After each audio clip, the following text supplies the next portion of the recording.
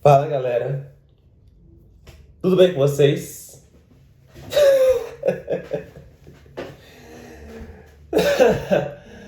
Ai, meu senhor.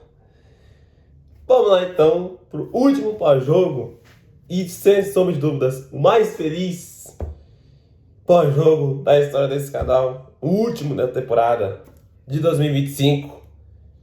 Vasco 1, Corinthians 2, Corinthians tetracampeão da Copa do Brasil. Corinthians campeão da Copa do Brasil 2025.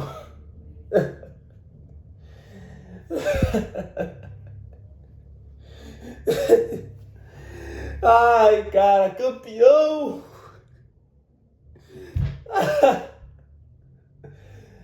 Ai, galera, hoje não dá, cara. Hoje eu tô feliz pra caramba. Hoje não tem como. Hoje. Ai, cara, que dia feliz, velho. Nossa, como eu tô feliz, cara. Como eu tô feliz, velho. Final essa que aconteceu, jogo da volta no caso, que aconteceu lá no estádio do Maracanã, no Rio de Janeiro, mano de campo do Vasco. Cara, Corinthians campeão. Corinthians campeão da Copa do Brasil, tetracampeão da Copa do Brasil. 95, 2002, 2009 e agora 2025. Ai, cara. Nossa, mano, que felicidade, velho. Nossa, mano, hoje é um dia feliz, velho. Hoje é um dia feliz, hoje... Ai, cara. Você nem o que falar, velho. Você nem o que falar, você nem por onde começar. Você nem por onde desabafar. Cara, o Corinthians é campeão, velho. O Corinthians é campeão. E detalhe, cara, porque... Mano, na moral, mano, pra eu falar dessa conquista, eu tenho que começar dizendo algumas coisas, várias coisas, né? A começar, velho, eu tenho que começar isso aqui, antes de falar dessa conquista, nesse ano de 2025, eu tenho que voltar primeiramente para 2024. Ali pra novembro, ali mais ou menos, de 2024. Quando o Corinthians é eliminado na Sul-Americana pro Racing, que possivelmente viria a ser campeão, onde o Corinthians naquele momento estava brigando lá na parte de baixo, na tabela de classificação do Campeonato Brasileiro, onde o Corinthians tinha feito um péssimo Campeonato Paulista.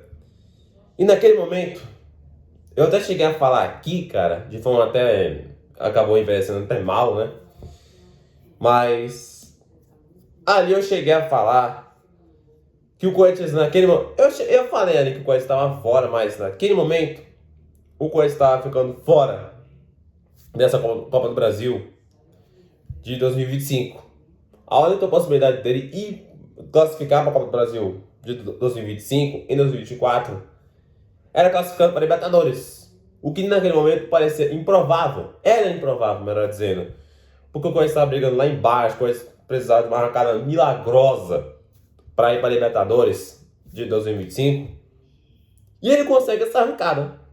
Ele consegue essa arrancada. Ele consegue aquelas 9 vitórias seguidas. Nossa, cara, aquela arrancada milagrosa, aquela arrancada mágica. E vai para a Libertadores. Vai para a Libertadores e consegue esta vaga para a Copa do Brasil de 2025. Pois bem, vamos lá, né? Uma conquista que, cara... Aí, beleza, o Corinthians chega na Copa do Brasil 2025. O Corinthians não chega como favorito. Não chega como favorito. Outros times foram... Outros candidatos, até com uma certa razão, né? Foram apontados aí como favoritos, mas o Corinthians não era favorito. O Corinthians era apontado como um time que poderia ir longe, mas não era favorito para ser campeão. E, cara... O Corinthians estreia na terceira fase contra o Novo Horizontino. Passa de fase, pega o Palmeiras nas oitavas de final. O Palmeiras que já tinha batido na final Paulista, uma conquista onde por si só já tirou coisas da fila, já lavou a alma da fiel torcida. Mas aí beleza, veio o Palmeiras nas oitavas de final, onde o Palmeiras era favorito. Aqui eu tenho que ser honesto, cara. Palmeiras era favorito no confronto. Corinthians vence o jogo de ida em casa, leva a vantagem no jogo da volta no Allianz Parque. E cara, parece ser uma vantagem perigosa. E era uma vantagem de fato perigosa. Até porque o jogo da volta seria na casa do Palmeiras. Até que o senhor Aníbal Moreno, pum, resolveu dar uma cabeçada no... Ei, caramba, no Martínez. Aníbal Moreno, que inclusive saiu do Palmeiras, né? Foi anunciado aí pelo River Plate. Aí, Corinthians, com uma jogada a mais, ele vence por 2-0, mete 3-0 no agregado. Vai para as quartas de final para enfrentar o Atlético Paranaense, que é um time ali da Série B e tal. Os Corinthians passam uma boa. O Atlético que tinha até estava mais preocupado em jogar a Série B, então até que ele acabou subindo do que com esse confronto aí da Copa do Brasil. Chega na semifinal, a gente pega o Cruzeiro. O Cruzeiro que, assim como o Palmeiras nas oitavas, também era favorito. Era favorito até para ser campeão, inclusive, dessa Copa do Brasil. Até com uma certa razão, mas... enfim, né? Corinthians não chega como favorito. Vence o jogo de ida lá no Mineirão com aquele gol do Memphis, né? Chega o jogo da volta na Neoquímica Arena, o Cruzeiro abre 2-0. Logo, um gol no primeiro tempo, onde o Corinthians faz o primeiro tempo terrível. Vai pro segundo tempo, o Cruzeiro faz o segundo gol. Ali parecia que a vaca tinha ido pro brejo. Ali parecia que o Corinthians caminhava a ser eliminado. Até que acontece aquele gol do Matheus Bidu. O jogo vai pros pênaltis. E aquela história, né, cara? Nos pênaltis, de um lado o Hugo Souza, do outro lado o Cássio. O Cássio até começa a disputa pegando uma cobrança. Se eu não me engano, do Yuri Alberto. Yuri Alberto que eu vou falar depois, né? Parecia que o Cruzeiro iria se classificar, até que na hora H, na última cobrança do Cruzeiro, Hugo Souza defende. Hugo Souza pega o pênalti do Gabigol, né? Vai para as alternadas. Nas alternadas, Hugo Souza pega outro pênalti. Breno Bidon converte a última cobrança. E o Corinthians vai para a final. O Corinthians, onde ele não era favorito contra o Palmeiras nas oitavas, ele passa do Palmeiras. Um Corinthians que não era favorito contra o Cruzeiro na semifinal, ele passa e vai para a final para pegar o Vasco. O Vasco também está numa situação bem delicada, mas chega na final. Depois de ter batido na trave no ano passado, de cair na semifinal para o Atlético Mineiro, que perdeu a final para o Flamengo no ano passado. Dessa vez o Vasco chegou na final, onde ele elimina o Fluminense, né? O Fluminense que, curiosamente, era considerado favorito no confronto contra o Vasco. Olha só, né? De um lado, o Cruzeiro e o Corinthians, o Cruzeiro era favorito. No outro, Fluminense e Vasco, o Fluminense era favorito. Passaram justamente os times que não eram favoritos nos seus confrontos, né? Curioso, né? Curioso. E 25 anos depois daquela final de Mundial, e sim, é Mundial, sim, a FIFA reconhece, então, né, é Mundial. 25 anos depois, no mesmo Maracanã, Vasco e Corinthians iriam se encontrar numa final, dessa vez na Copa do Brasil, né. Chega o jogo de ida na Neoquímica Arena, o Corinthians empata 0-0, o Corinthians não joga nada, inclusive eu cornetei legal. Eu diria até que eu passei do ponto na corneta, aí no jogo de ida, onde eu cheguei a falar que o Vasco merecia ser declarado campeão já no jogo de ida, diante de desempenho tão ruim do time do Corinthians. Cheguei até a falar que, independentemente do que acontecesse no domingo, pra mim era falar do Dorival e já logo, tá? Eu não queria falar disso aqui agora, mas eu vou falar mesmo assim. Eu vou falar de forma mais aprofundada quando eu pretendo fazer um vídeo falando sobre a temporada de 2025 do Corinthians. Não sei se é amanhã, não sei se depois do Natal, alguma coisa assim. Mas eu pretendo fazer um vídeo para falar da temporada como um todo do Corinthians. Pretendo falar do Dorival de forma mais aprofundada. Mas eu vou falar aqui, já de imediato, tá? A minha opinião em relação ao Dorival, ela se mantém. Ela se mantém. Não vamos aprofundar sobre isso, até porque eu pretendo fazer um vídeo específico para isso. Mas, na minha opinião, ela se mantém, tá? Ela se mantém. Dorival, muito obrigado pelos serviços prestados. Muito obrigado pela conquista. Você conseguiu, né, cara? O Corinthians foi tetra. E você também foi tetra, né? Dorival Júnior foi igualou o Filipão como o maior campeão da Copa do Brasil. Só que o Dorival é curioso porque as 4 Copas do Brasil que ele ganhou foram 4 times diferentes. Inclusive, ele é o primeiro na história a conseguir esse feito. Ele foi campeão pelo Santos em 2010, pelo Flamengo em 2022, contra o Corinthians, onde... Mas, enfim, não vem ao caso.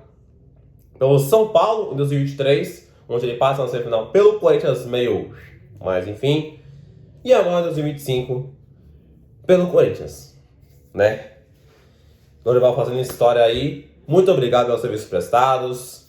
Mas eu não vou me aprofundar sobre isso não, tá? Não vou me aprofundar sobre isso, até porque no momento oportuno, agora é hora de comemorar, de desfrutar. Mas até aí, beleza. Chega o jogo da volta no Maracanã, jogo, uma final aberta, onde tudo podia acontecer. Mas com o Vasco ali tendo a vantagem de jogar como mandante, não necessariamente em sua casa, até porque a casa do Vasco é São Januário, isso, o Vasco tem seu estádio, mas a final foi pro Maracanã. 25 anos depois, naquela final do Mundial, o torcedor do Vasco encheu o Maracanã. Devo admitir, cara, foi uma baita festa do Vasco antes do jogo. Mas o torcedor do Corinthians, como sempre, estava presente lá também, presente com força e... Enfim, né? Foi uma festa realmente linda por parte das duas torcidas, tanto a do Vasco quanto a do Corinthians. E, cara, o Corinthians sai na frente na final. Gol do Yuri Alberto, um golaço. Diga-se passagem do Yuri Alberto. Yuri Alberto que posteriormente viria a perder o gol cara a cara. Vou falar sobre o jogo depois, né? Depois, no finalzinho do primeiro tempo ali, mais ou menos, o Vasco empata, um erro do Ranieri. Vai pro segundo tempo empatado. Até que numa jogada... Cara, que jogadaça do Breno Bidon, velho. Que jogadaça do Breno Bidon. O cara faz uma jogadaça, a bola passa pelo Mateuzinho, passa pelo Yuri. Memphis com o gol debaixo do gol. Faz o gol do título. Memphis faz o gol do título. O que é curioso, cara, porque esse lance do Memphis, com ele debaixo do gol, empurrando a bola pro gol, me lembrou aquele lance do Roger Guedes na final de 2022, onde ele também recebe uma bola debaixo do gol, só que o Roger Guedes ele chuta a bola pra fora.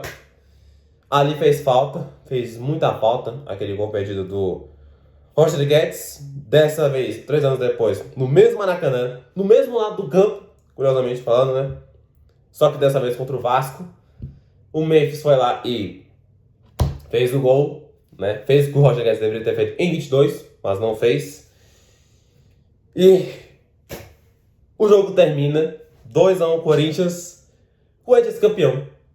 Corinthians campeão, tetracampeão da Copa do Brasil. Ai, cara, Tom. Nossa, velho. Caraca. E pensar que o Corinthians, por muito pouco, não se classifica para essa Copa do Brasil, velho. O Corinthians precisou de uma arrancada histórica no Brasileirão do ano passado para classificar pro Paulista desse ano. Pro Paulista, pra Copa do Brasil nesse ano. Ai, cara. Nossa. Um título que, com certeza, lava nossa alma, cara. Lava nossa alma depois de todas as coisas que aconteceram em 2025. Muita coisa acontecendo. Vou fazer um vídeo ainda sobre. Mas cabe o desabafo, tá? Inclusive, se você é torcedor corintiano que tá assistindo esse vídeo e se sente à vontade para desabafar e tal, o comentário tá disponível, tá? Você pode comentar aqui embaixo. E, cara, comemora, desfruta, se alivia. Até porque, cara, é um título que lava a alma, cara. É um título que lava a alma depois de tanta coisa que vem acontecendo, depois de tanta coisa que aconteceu nesse ano de 2025, com impeachment de presidente, com ex-presidente sendo investigado por gasto indevido, gasto corporativo, até com certas coisas na economia monetária. O que mais? Dívida batendo na casa dos 3 bilhões. Uma montanha russa acontecendo na temporada, onde uma temporada de 2025 com bons momentos, com conquistas, mas também com vários momentos de dificuldade, com momentos ruins. Foi um ano de tanta coisa aconteceu, cara. A gente, como torcedor corintiano, a gente sofre tanto. A gente não sabe nem o que falar, velho. Às vezes, pra falar a verdade, posso falar com vocês aqui, galera? Posso ser sincero com vocês? O Corinthians é um clube gigantesco, é um clube colossal, é um colosso, tem que ser respeitado. Mas a ficha até agora não caiu, velho. O Corinthians é campeão. 2 taças, na verdade, né? Campeonato Paulista, Copa do Brasil. Um clube lascado, um clube endividado, um clube surrupiado, um clube... um clube nessa situação, um clube numa crise histórica, envolvendo crise financeira, administrativa, política, né? Tanta coisa aconteceu, cara. Tanta coisa acontece com esse clube.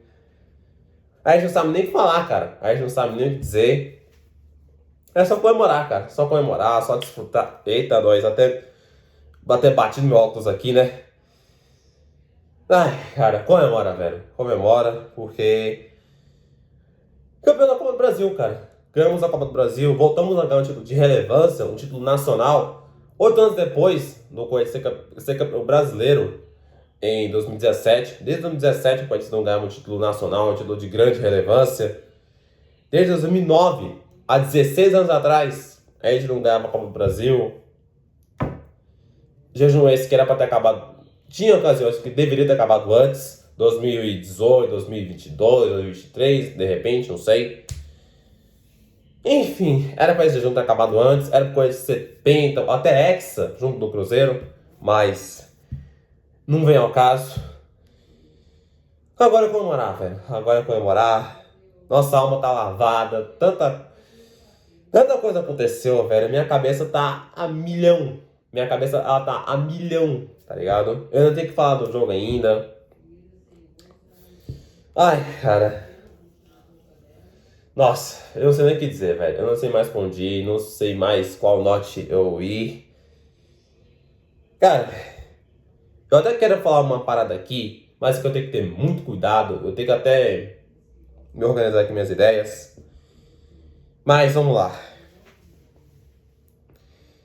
Como nós sabemos, cara, o Corinthians vive uma crise histórica. Vive uma crise sem precedentes aí no extracampo, na parte financeira, enfim. Todos nós já sabemos o que acontece com esse clube. Mais um ano onde muitas coisas aconteceram. 2 conquistas. Um ano onde tanta coisa aconteceu, tanta coisa ruim aconteceu. E ainda pode acontecer no ano que vem. Cara, 2 conquistas que certamente lavam nossa alma. 2 conquistas que certamente aliviam. É um alívio para nós, torcedores, né? Mas, cara, eu tenho até que tomar cuidado aqui para falar. Sabe aquele período que a gente, aí de 2009 até 2017, 18, 19, né, mais ou menos, onde a gente teve o período vencedor, ganhamos Brasileirão, ganhamos Copa do Brasil, né? Ganhamos a Libertadores, o Mundial, além dos vários paulistas, ganhamos Recopa. Foi um período vitorioso. O melhor período da história do clube. Período mais vitorioso da história do clube. Ali foi um momento de muitas alegrias. Só que esse período também, ele escondeu muita coisa que acontecia fora de campo. Muita coisa acontecia, não de forma escancarada, até porque muita coisa durante aquele período vencedor foi mascarada, foi escondida. Mas, enfim, cara, foi um período vitorioso, mas também foi um período que escondeu muita coisa. Tanto é que, quando os títulos pararam de acontecer, quando o Corinthians parou de conquistar títulos, mais ou menos a partir de 2020, pra falar a verdade, a partir de 2018, alguma coisinha aqui, uma outra coisa ali, começou a aparecer, mas só foi, de fato, cair as máscaras a partir de 2020, quando vem a pandemia, o Corinthians para de ganhar títulos, o Corinthians passa a dever na casa do bilhão, vem aquela gestão desastrosa do André Sanches, a segunda, né? A partir dali, as máscaras foram caindo, muita coisa foi surgindo, de gestões anteriores, inclusive naquele período vitorioso, né? Aquele período onde o Corinthians ganhou. Já falei, cara, Brasileirão, Copa do Brasil, Libertadores, Mundial, blá blá blá. Muita coisa começou a aparecer, muita coisa começou a surgir. E as máscaras foram caindo. Ali a gente foi percebendo tanta coisa passou por aquele clube, passou ali dentro, sem a gente perceber. Mas, enfim, né? Tô até falando pausadamente para tomar cuidado, né, com o que eu digo. Mas, enfim, né? As máscaras foram caindo, a crise se instaurou, o clube parou de ganhar títulos. Teve momentos onde o Corinthians ele bate na trave, na Copa do Brasil, inclusive. Mas, a partir dali, muita coisa passou a acontecer, muita coisa, crise, dívida, transfer ban, né? Muita coisa foi acontecendo naquele período e sem perspectiva de melhora, inclusive, a situação só piorando, a dívida indo lá para as alturas. Ei, enfim, cara, eu não queria entrar nesse mérito, mas eu preciso desabafar, sabe? Eu preciso colocar pra fora, não tudo, até porque tem muita coisa engasgada aqui dentro e que eu até queria colocar pra fora, mas pra evitar qualquer tipo de problema, qualquer tipo de BO, melhor deixar em off, né? Melhor deixar quieto. Tem muita coisa engasgada aqui ainda, isso é fato. Mas vamos lá. Soltar aí de pouco em pouco e com cuidado, obviamente, né? E o tempo foi passando, a crise foi piorando. Até trocamos de gestão, né? Saiu a gestão do Andrés, do Iri, Roberto Andrade, Mário Gómez, enfim, toda aquela turma. Entra a gestão do Augusto Melo, com aquela promessa de revolução, com aquela promessa de renovação, de reconstrução, enfim. Que, pra ser bem sincero com vocês, eu meio que me deixei levar ali, mais ou menos, em relação a esse papo do Augusto, né, cara? Dessa nova gestão que surgiu no clube. Eu tenho que ser honesto, cara. Eu meio que, por um momento ali, me deixei levar em algumas circunstâncias. O que se mostrou um grandíssimo erro. Se mostrou um grandíssimo erro de minha parte. Inclusive, isso ficou aprendizado pra mim, não apenas pro Corinthians, mas também pra vida, né? Curiosamente, meu primeiro aprendizado envolvendo esse ambiente foi com o Corinthians. Foi com o Corinthians antes da vida, né? Enfim, acontece aquela gestão do Augusto Melo, que posteriormente viria a sofrer impeachment, onde muita coisa surgiu na gestão dele. Muita coisa aconteceu, a crise só piorou. Ao invés da dívida diminuir, ao invés dessa crise ser aos poucos contida, ela foi piorando cada vez mais, ela estourou ainda mais. Hoje, quando a gente está aí, cara, com uma dívida de quase 3 bilhões, um clube quebrado financeiramente falando, uma crise sem precedentes, sabe? E onde eu quero chegar com tudo isso, velho? Onde eu quero chegar com tudo isso? É que, cara,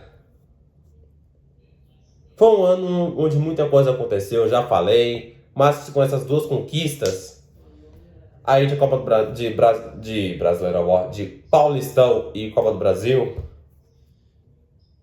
cara, nós já tivemos essa experiência de cair numa máscara, onde muitas coisas foram escondidas durante aquele período que acabou, as máscaras foram caindo e etc. Cara, 2026, como nós sabemos, vai ter ano de eleição, é ano de eleição presidencial, não só para o Brasil, mas também para o Corinthians, né? 2026 é ano de eleição presidencial no Corinthians, onde vai ser eleito presidente do Corinthians para o triênio de 2027, 2028 e 2029. E, cara, assim, cara, comemore essa conquista, desfrute, desabafa. Mas eu vou te pedir uma coisa, velho. Permaneça com os olhos bem abertos, tá? Continue com os olhos bem abertos. Porque, cara, é justamente nesse período ali presidencial, onde vai ser eleito presidente do Corinthians, não sabemos quem vai ser candidato. Eu acho que o Stabile deve se candidatar, enfim. Mas já nos enganaram uma vez. Já fomos enganados uma vez, já caímos nessa máscara uma vez. Não vamos cair nessa máscara de novo, tá? Não vamos cair nessa de novo. Não vamos cair no papo deles outra vez. Não vamos nos deixar levar outra vez. Eu já tenho experiência própria de se deixar levar por conta dessa, né? Por conta de certas coisas. E não vamos cometer o mesmo deslize, né? Que é claramente não é culpa nossa, é culpa deles. Mas não vamos nos deixar levar outra vez, tá? Não vamos deixar levar outra vez.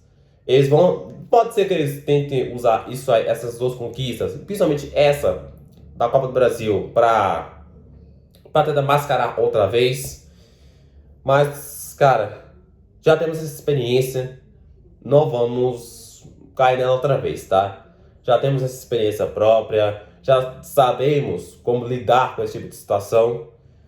Não vamos cair nessa máscara de novo, tá? Não vamos cair nessa outra vez. Então, meu pedido pra você, torcedor corintiano que tá assistindo esse vídeo aqui agora, tá feliz assim como eu?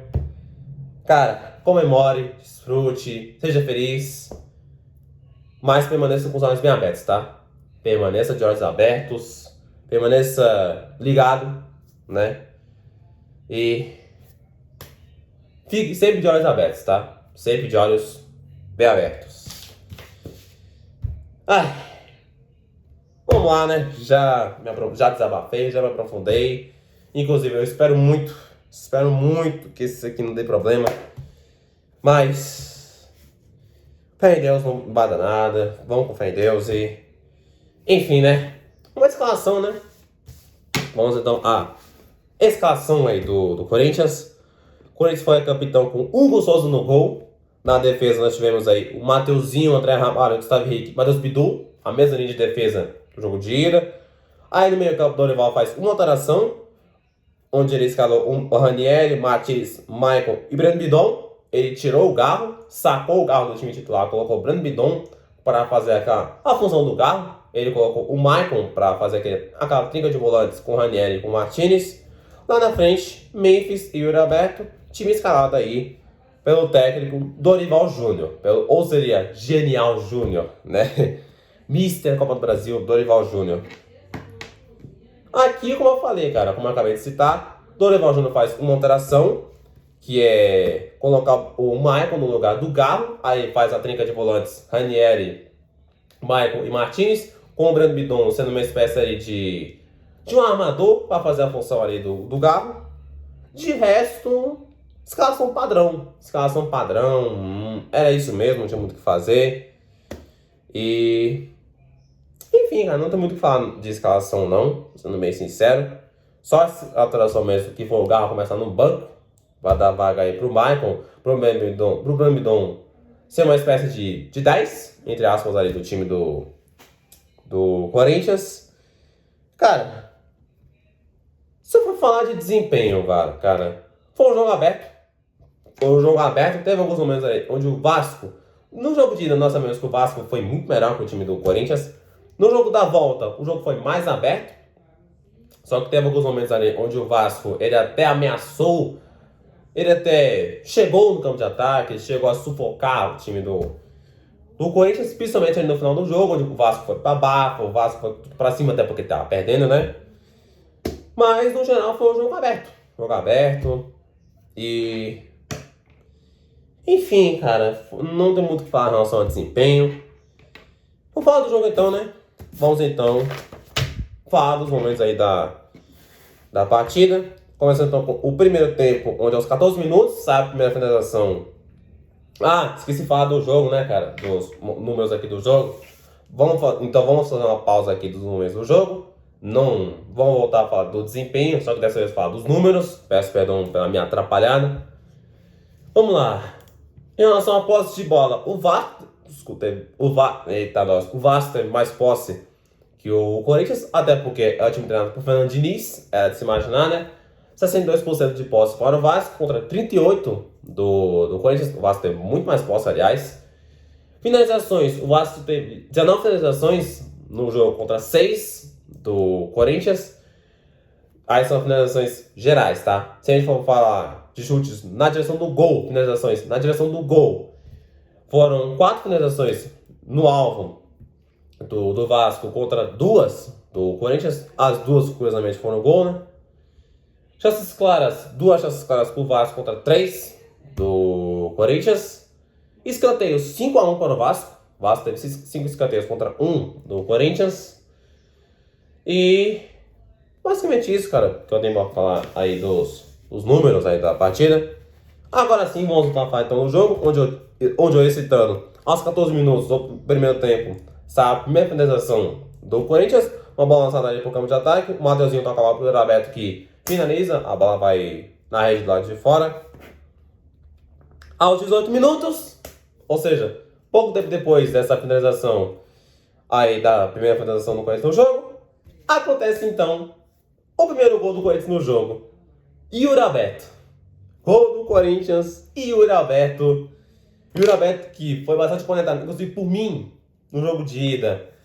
Mas que nesse jogo da volta desencantou. Ele ainda viria a Fala desse gol primeiro, né, cara? Gol do Corinthians, Yuri Alberto, aos 18 minutos, então, do primeiro tempo. Numa belíssima jogada, um belíssimo lançamento, aliás, do Mateuzinho. Bola invertida, não vou lembrar de quem, da esquerda pro Mateuzinho na direita. Mateuzinho acerta um lindo lançamento na medida pro Yuri Alberto. Cara, golaço do Corinthians, tá? Golaço do Yuri Alberto. Yuri Alberto, ele domina lindamente. Ele domina. A bola vai um pouquinho na frente. Ele chega finalizando de bico, de mansinho. Desloca o Léo Jardim, o goleiro do Vasco, para fazer então 1-0 para o Corinthians. Cara, que golaço do Yuri Alberto, velho. Que golaço do Yuri Alberto. Pelo lançamento do Mateuzinho, pelo domínio e finalização também, né? Do Yuri Alberto. Golaço do Corinthians. 1-0 no placar, né? Aos 26 minutos, acontece então, pouco tempo depois desse gol do Yuri Alberto, acontece então o gol perdido do nosso digníssimo Yuri Alberto. Uma bola alçada ali com voleio do Martínez. Yuri Alberto sai cara a cara com o Léo Jardim. Era só ele, o Léo Jardim e o gol grandão. Era só tocar pro gol, correr para abraço, faz o 2-0 e encaminhar a conquista, encaminhar a vitória. O Yuri Alberto chutou aquela bola pra fora. Yuri Alberto, cara. Caraca, Yuri Alberto, como é que tu conseguiu perder aquele gol, cara? Tu fez um golaço. Menos de 10 minutos antes, tu tinha feito um golaço. Aí, pouco tempo depois, tu perde um gol fácil. Mais difícil você fez, mais fácil você errou, cara. Yuri Alberto é uma parada inexplicável, velho. É uma parada, assim, inexplicável, velho. Mas vamos lá, então. 28 minutos, chute travado do Matheus Bidu. 30 minutos, acontece a primeira defesa do Gustavo no jogo. Uma cobrança de escanteio do Vasco, o Thiago Mendes cabeceia, o Gustavo pega. E aos 40, acontece então o gol de empate do Vasco, Nuno Moreira. Nuno Moreira empata o jogo então pro Vasco aos 40 minutos, no finalzinho do primeiro tempo. Uma jogada onde o Ranieri erra passe de forma grotesca ali no meio campo. Sai um ataque pro Vasco, o Gomes meio que entorta o André Ramalho, cruza a bola na área, o Nuno Moreira se antecipa a marcação do Matheus Bidu para cabecear a bola pro gol, fazer então um gol de empate 1-1 no placar. E aos 48, fim então de primeiro tempo, Vasco 1, Corinthians 1, vem então o segundo tempo, onde aos 8 minutos, cartão amarelo pro Dorival Júnior. Dorival tomou o cartão amarelo por buzinar no ouvido do Wilton Pereira Sampaio, a lenda Wilton Pereira Sampaio. Aos 14, sabe, primeiro cartão amarelo de fato para os jogadores do Corinthians. Uma cartão amarelo para o Yuri Alberto, onde ele deu um empurrão ali no jogador do Vasco, não vou lembrar quem foi, acho que foi o Thiago Mendes, onde ele empurrou o Thiago Mendes, leva cartão, dá confusão. O Thiago Mendes tomou cartão também, inclusive, né? E, enfim, né? Mas, aos 17 minutos do segundo tempo, acontece então o gol do título do Corinthians, Memphis Depay. O mesmo Memphis que decidiu na semifinal, com aquele gol, né, contra o Cruzeiro, decide agora a final contra o Vasco no Maracanã.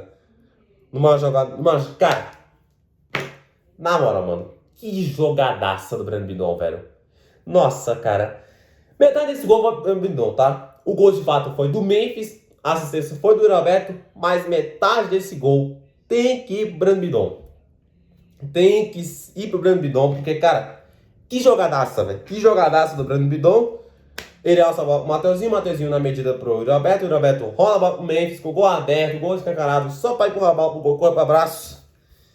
Pra fazer, então, o 2-1 para o Corinthians. Aquele gol que o Roger Guedes errou contra o Flamengo em 2022, o Memphis foi lá e fez contra o Vasco, no mesmo Maracanã, no mesmo lado do campo, para fazer então o 2-1 para o Corinthians. O gol do título do Corinthians, né? Aos 22, Dorival mexe pela primeira vez no Corinthians, sai o Ranieri para a entrada do Carrilho. Aos 27 minutos, teve uma jogada ali que o Yuri Alberto desistiu do lance, enquanto eu cheguei a cornetar pra caramba. Uma jogada de Memphis ia sair cara a cara com o Léo Jardim de novo, só que ele desiste da jogada pedindo toque de mão no jogador do Vasco. Isso aí provavelmente vai passar batido, porque o Corinthians ganhou, mas não deixou passar batido. Aos 32 minutos, Dorival mexe no time do Corinthians, saiu o Maicon e o Breno Midon para as entradas aí de André e Rodrigo Galo. Galo começou no banco, entrou em campo aos 32 minutos. Aos 35, cartão amarelo pro André Carrillo, que tinha acabado de entrar no segundo tempo, por uma falta que ele fez ali. Aos 37, Dorival mexe pela última vez aí no Corinthians. Saíram então o Matheus Bidu e o Yuri Alberto para as entradas de Andileri e Tchoca. O jogador do Tchoca. O Vasco, o Diniz mandou como jogadores altos aí no time do Vasco. O Dorival respondeu colocando jogadores de defesa mais altos ali, o Andileri, o Tchoca, meteu 3 zagueiros. Dessa vez o Andileri jogou de lateral, não de zagueiro, né? Dorival resolveu não pardalzar. Aos 39 minutos, Matheusinho toma cartão amarelo por conta de uma falta.